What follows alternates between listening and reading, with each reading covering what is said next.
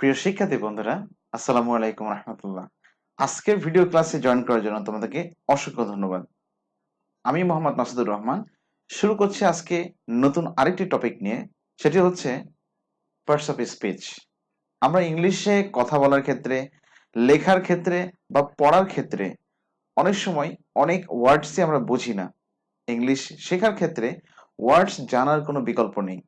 বাক্যে যেসব শব্দগুলো আমরা দেখতে পাই, এই শব্দগুলো কোনো না কোনো পার্টস অফ স্পিচ। আর পার্টস অফ স্পিচ কাকে বলে, এর ডেফিনেশন তোমরা অনেক আগে থেকেই জেনে এসেছো। যদি ছোট্ট করে বলতে হয়, সেটি হচ্ছে পার্টস অফ স্পিচ তাকে বলা হয় এমন কিছু শব্দ যেগুলো বাক্যের মধ্যে বিভিন্ন নামে বসে।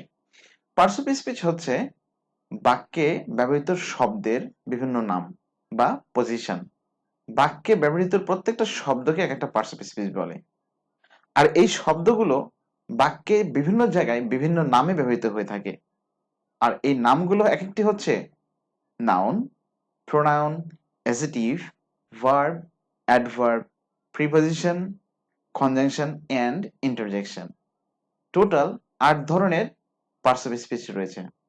সো আজকে আমি চেষ্টা করব খুব অল্প সময়ের মধ্যে পার্টস অফ স্পিচটাকে তোমাদের সামনে ক্লিয়ার করার। এরপরে বিস্তারিত নাউন, প্রোনাউন, অ্যাডজেক্টিভ, ভার্ব এসব নিয়ে ভিডিও ক্লাস হবে। পরবর্তীতে আমি প্রত্যেকটা পার্টস অফ স্পিচের উপর আলাদা আলাদা করে ভিডিও ক্লাস তোমাদের জন্য তৈরি করব। সো প্রিয় শিক্ষার্থী, আজকে তোমরা যারা আমার এই ভিডিও ক্লাসে নতুন জয়েন করেছো, তারা অবশ্যই আমার চ্যানেলটাকে সাবস্ক্রাইব করবে এবং পাশে আসা বেল আইকনটি অন করে রাখবে, যাতে আমি পরবর্তী ভিডিও দেওয়া মাত্রই তোমরা যেন নোটিফিকেশনটা পেয়ে যাও। আর হ্যাঁ, ভিডিওটি অবশ্যই তোমার ফ্রেন্ডসদের সঙ্গে শেয়ার করবে, যাতে তারাও এই ভিডিও ক্লাস থেকে তারা নতুন কিছু শিখতে পারে। So let's begin today. Now I am going to start. This is parts of speech. And parts of speech ৮ ধরনের। আমরা পর্যায়ক্রমে খুব দ্রুত এবং অল্প সময়ের মধ্যে চেষ্টা করব পার্টস অফ স্পিচটাকে কিভাবে জানা যায়। বিস্তারিত আমরা পরবর্তী ভিডিওতে দিয়ে দিব ইনশাল্লাহ। So let's begin. The first, noun. Noun in Bengali is call নাম। কোনো কিছুর নাম। কোনো কিছু বলতে কি কোনো কিছু? পার্সন, কোনো ব্যক্তির নাম। এটা যে কারো নাম হতে পারে। নিজের নাম, কোনো পদবীর নাম, কোনো ব্যক্তির নাম, কোনো প্রতিষ্ঠানের নাম, দেশের নাম, নদীর নাম, কোনো জায়গার নাম। সো যে কোনো ধরনের নাম হতে পারে। So name of place, name of thing, যে কোনো বস্তুর নাম হতে পারে। নেম অফ অ্যানিমেল, যে কোনো প্রাণীর নাম হতে পারে। নেম অফ ফিলিং, যে কোনো ধরনের ফিলিং হতে পারে, যেমন লাভ, ফিয়ার, অ্যাফিকশন।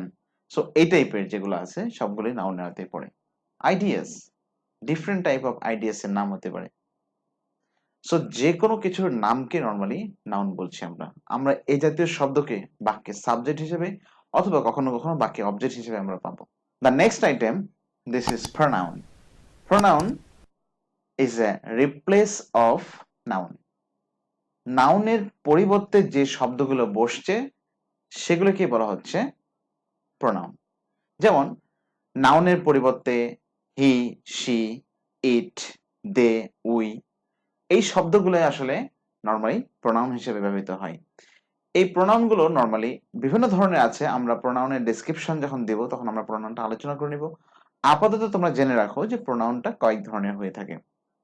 এখানে আমরা সাবজেক্টিভ প্রোনাউন পাবো এবং অবজেক্টিভ প্রোনাউন পাবো। যেমন শি, এটা সাবজেক্টিভ প্রোনাউন এবং এটার অবজেক্টিভ প্রোনাউনটা হচ্ছে হার। সো ভেরি সিম্পল, হি এর অবজেক্টিভ ফর্ম হচ্ছে হিম। দে প্রোনাউন এর অবজেক্টিভ ফর্ম হচ্ছে them. So like this you can learn pronouns like this. So in this way you can learn pronoun. The next, this is adjective. Adjective. Adjective is a word that gives the information about noun and pronoun. Adjective ওই শব্দকে বলা হচ্ছে যে শব্দটা noun এবং pronoun সম্পর্কে information দিচ্ছে। যেমন তার সংখ্যা, পরিমাণ, অবস্থা ইত্যাদি প্রকাশ করছে। For example, she is beautiful. She is tall. So like this, tall, beautiful, এই টাইপের যে শব্দগুলো রয়েছে মোটামুটি সেগুলো এটা নাউনের অবস্থা বোঝাচ্ছে। অনেক সময় আমরা বলে থাকি I have a pen, I have a pen. A pen সংখ্যা বোঝাচ্ছে। So a that means article, a the এসব আর্টিকেল অ্যাডজেক্টিভ হিসেবে ইউজ হয়। So the next item, this is adverb. Adverb is not a verb. It gives the information about adjective, verb and adverb.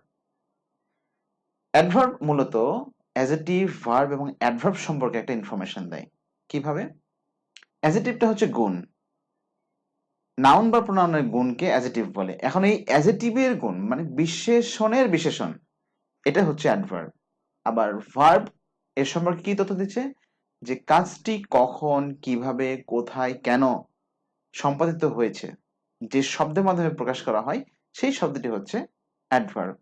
যেমন she runs first, সে দ্রুত দৌড়ায়, অথবা she wax first, সে দ্রুত হাঁটে। এখানে ওয়াক্স হাঁটাহাঁটি, ফার্স্ট অ্যাডভার্ব। কেমন করে হাঁটাহাঁটি করে? দ্রুত হাঁটাহাঁটি করে। সো এখানে ফার্স্ট শব্দটা অ্যাডভার্ব হিসেবে বসছে। অনুরূপভাবে অ্যাডজেক্টিভের অ্যাডভার্ব কিভাবে হয়? অ্যাডভার্বটা অ্যাডজেক্টিভের অবস্থা কিভাবে প্রকাশ করছে? যেমন শি ওয়াক্স ভেরি ফাস্ট, সে অত্যন্ত বা সে খুব দ্রুত হাঁটে। এখানে খুব শব্দটা ভেরি, এটা হচ্ছে অ্যাডভার্ব। এ ধরনের অনেক সেন্টেন্স আমরা পাবো। পরবর্তী যে কোনো টপিক আসলে আমরা সে বিষয়ে নিয়ে আলোচনা করব। So the next item, this is verb. Verb is the most important thing in parts of a speech. Only one topic, this is verb. Verb is the most important word in a sentence, and that's why all parts of a speech can be controlled with this word. বাক্যে ভার্বটা হচ্ছে সবচেয়ে গুরুত্বপূর্ণ word, আর এই word এমন কোনো sentence নেই যেটি verb ছাড়া, যার কারণে ভার্বের গুরুত্বটা অত্যন্ত বেশি। ভার্বটা দু ধরনের ব্যবহৃত হয়ে থাকে, একটি হচ্ছে verb of action and verb of state. আমরা এর আগে টেন্সের ভিডিও ক্লাসে এবং ভার্বের ভিডিও ক্লাসে ভার্ব সম্পর্কে ডিটেল আলোচনা করেছি। তোমরা চাইলে উপরে এই লিঙ্কে আসা ভিডিওটি তোমরা দেখে আসতে পারো, ভার্ব সম্পর্কে একটি ডিটেল ধারণা পাবে। সো ভার্ব দু ধরনের রয়েছে, একটা হচ্ছে মেইন ভার্ব, একটা হচ্ছে সাহায্যকারী ভার্ব। যে শব্দগুলো দিয়ে কাজ করা বোঝায়, সে যে শব্দগুলো দিয়ে কাজ করা বোঝায় ওই শব্দগুলোকে মেইনলি ভার্ব বলা হয়। So the next item is preposition. Preposition is also has an important role in a sentence. Preposition মূলত বাক্যে থাকা নাউন এবং ভার্বের মধ্যে একটা সমন্বয় করে দেয়। যেমন কোনো জায়গার নাম উল্লেখ করা আছে এবং ভার্ব, এই ভার্বটা যে জায়গায় সম্পাদিত হয়েছে এর মাঝখানে প্রিপোজিশন বসছে জায়গাটাকে প্রকাশ করার জন্য। প্রিপোজিশন মূলত বাক্যে থাকা টাইম, প্লেস এবং সিচুয়েশনকে মেনশন করে। যেমন in, on, to, by, with, before, after, at. এছাড়াও in, into, up, up on, এরকম আরো অনেক ধরনের প্রিপোজিশন আছে যেগুলো বাক্যে ইউজ হয়ে থাকে।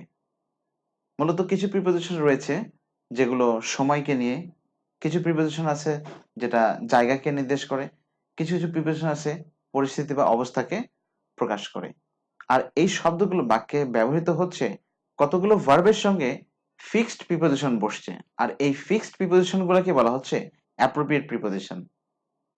আর ইংলিশে কথা বলার ক্ষেত্রে বা লেখার ক্ষেত্রে অবশ্যই আমাদেরকে অ্যাপ্রোপ্রিয়েট প্রিপোজিশনটাকে আয়ত্তে রাখা প্রয়োজন। আমি চেষ্টা করব পরবর্তী কোনো একটা ভিডিওতে প্রিপোজিশন নিয়ে কথা বলার। তোমরা চাইলে ভিডিওটির এই লিঙ্কে প্রিপোজিশন সম্পর্কে ডিটেল দেখে আসতে পারো। So the next item, this is conjunction. Conjunction is a connectors that can connect two words or two sentences. Conjunction মূলত দুটি শব্দ, সেটি ভার্ব হোক অথবা দুটো নাউন হোক, দুটো অ্যাডজেক্টিভ হোক, এই দুটোকে এক জায়গায় করে দেয় যে কানেক্টরস, এটাকে বলা হচ্ছে কনজাংশনস। কনজাংশন শুধুমাত্র শব্দকেই নয়, দুটো সেন্টেন্সকেও অ্যাড করে দিতে পারে। ফর এক্সাম্পল, এখানে আমরা দেখতে পাচ্ছি and, but, or, because, as, so that, till, until, though, although এছাড়া আরো অনেক কনজাংশনস রয়েছে। পরবর্তীতে আমরা কনজাংশনের উপর আলাদা একটা ডিটেল ভিডিও তোমাদেরকে দেওয়া হবে। সো এই শব্দগুলো দুটি বাক্যকে কিভাবে কানেক্ট করে? somehow I saw a man and he was walking. আমি লোকটাকে দেখেছি এবং তিনি হাঁটছেন। আবার দুটো শব্দকে এক জায়গায় করে দিতে পারে। যেমন he is a poet and a writer. তিনি একজন কবি এবং লেখক। সো এই টাইপের কথাবার্তাগুলো নর্মালি ইংলিশে বলার ক্ষেত্রে কানেক্টরস এর ব্যবহার রয়েছে, তাই কানেক্টরস সম্পর্কে একটু ডিটেল ধারণা রাখা জরুরি। So the next item, this is interjection. Interjection is an sudden expression of a person. What is the sudden expression? হঠাৎ করে কোনো অনুভূতি। সাডেন এক্সপ্রেশন আমরা এক্সক্লেমেটরি সেন্টেন্সে শিখে এসেছি। হঠাৎ করেই মানুষের তার আবেগকে প্রকাশ করার ক্ষেত্রে যে শব্দগুলো ব্যবহার করা হয়ে থাকে সেই শব্দগুলোকে বলা হচ্ছে ইন্টারজেকশন। আমরা এখানে দেখতে পাচ্ছি ওয়াও, হঠাৎ কোনো কিছু দেখে আমি নিজে খুশি হয়ে যাই এবং নিজের অজান্তে বলে ফেলি ওয়াও। সো এই ধরনের এক্সপ্রেশন দেওয়ার জন্য আমরা ওয়াও শব্দটা ব্যবহার করে থাকি। উপস, এটা এমন একটা এক্সপ্রেশন যেটা বাক্যের মধ্যে অনেক সময় আমরা ইউজ করা লাগতে পারে। কেমন? হাত থেকে হয়তো টপাক করে কিছু একটা পড়ে গেছে, আনএক্সপেক্টেড, আপনি এতে প্রস্তুত ছিলেন না, হঠাৎ করে পড়ে গেছে। সো সেই ক্ষেত্রে আমরা এখানে বলতে পারি oops, I have broken a glass, মানে আপনি চাননি বাট হয়ে গেছে, এরকম টাইপের। Ouch is an expression of pain. হঠাৎ করে আপনি কোথাও বসে পড়ছেন, আপনি খেয়ালই করেন নাই সেখানে একটা পেন ছিল, আপনি সেই পেনের উপর বসে পড়ছেন আর অমনি আউচ বলে চিৎকার দিয়ে উঠছেন। So it's an expression of pain. Hi, somehow, hi, যেমন আমি আপনাদেরকে বলি hi, are you okay? So এই টাইপের যে এক্সপ্রেশন, মানে কারো অ্যাটেনশন ড্র করার জন্য আপনি হাই ইউজ করতে পারেন। অনেক সময় আমরা ফোন কল করার সময় হ্যালো বলে থাকি। সো হ্যালো বলার চাইতে আপনি হাই বলতে পারেন। ভেরি ক্লোজ পার্সনের সঙ্গে হাই ইউজ করতে হয়। Hi, this is Masudur Rahman, welcome to my channel, thank you for watching this video.